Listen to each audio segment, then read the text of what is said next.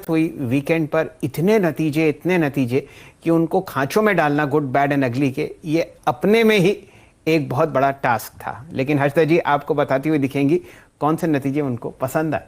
अच्छे नतीजों के साथ शुरुआत करते हैं और यहाँ पर एनटीपीसी ने डिसेंट परफॉर्मेंस रखा है।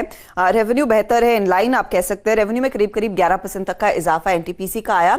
यह आंकड़ा आया 26,038 करोड़ का। प्रॉफिट देखिए 27% बढ़ता हुआ 3,046 करोड़ के आसपास का। मार्जिन हालांकि इस बारी करीब 28% पर आए। मार्जिन पर थोड़ा दबाव है।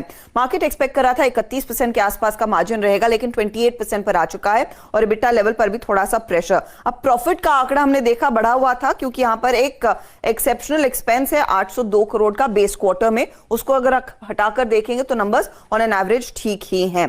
साथ ही आज आप रेडार पर रखिएगा पीआई इंडस्ट्रीज को। पीआई इंडस्ट्रीज के नंबर्स इतने कुछ उत्साहजनक है नहीं, तो ये बैड की कैटेगरी में आएंगे। रेवेन्यू सिर्फ 13% बढ़ा है, 1194 करोड़। अनुमान था करीब 1400 करोड़ के रेवेन्यू का। प्रॉफिट आया 29% ऊपर। यहां पर अनुमान था 219 करोड़ का, 187 करोड़ का ही प्रॉफिट कंपनी ने पोस्ट किया है।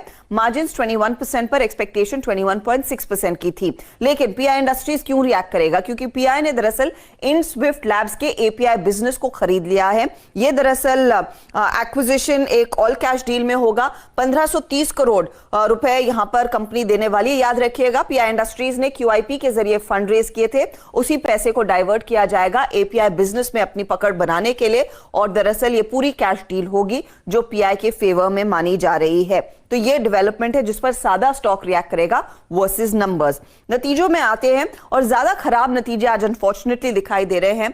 भेल पर नजर रखिएगा।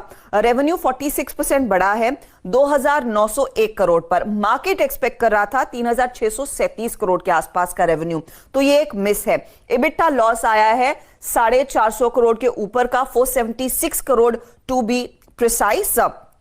यहां पर मार्केट का एक्सपेक्टेशन था लॉस आएगा 300 करोड़ के आसपास का, और टोटल नेट लॉस का जो आंकड़ा है वो 450 करोड़ के आसपास है, जहां पर मार्केट एक्सपेक्टेशन थी कि 333 करोड़ के आसपास का लॉस आएगा। तो लॉस ज्यादा बढ़कर आया है उम्मीद के मुकाबले। आईडीएफसी फर्स्ट बैंक के नंबर्स जो हैं वो भी प्रेशर वाले ही हैं। ब्याज से आया आप देखिएगा 2,184 करोड़ के आसपास आई, 34% बढ़ी है।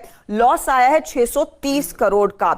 एक्सपेक्टेशन था कि करीब 85 करोड़ का कंपनी प्रॉफिट दिखाएगी, वो नहीं हुआ है। एसेट क्वालिटी बिगड़ रही है। स्लिपेजेस आए हैं 2,800 करोड़ के। हालांकि मैनेजमेंट कह रहा है इसमें 850 करोड़ एक वन ऑफ है, लेकिन तब भी आप देखेंगे तो उससे ज्यादा स्लिपेज का आंकड़ा है।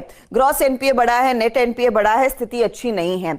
बंधन बैंक की अगर बात करें तो वहां पर भी स्लिपेजेस की चिंता है, लेकिन नंबर्स अगर आप देखें ब्याज से आय के, प्रॉफिट के, इतने खराब नहीं हैं। तो बंधन बैंक का अगर आप देखिएगा स्लिपेज का आंकड़ा 1,680 करोड़ के आसपास आया है, ये बढ़ा हुआ है।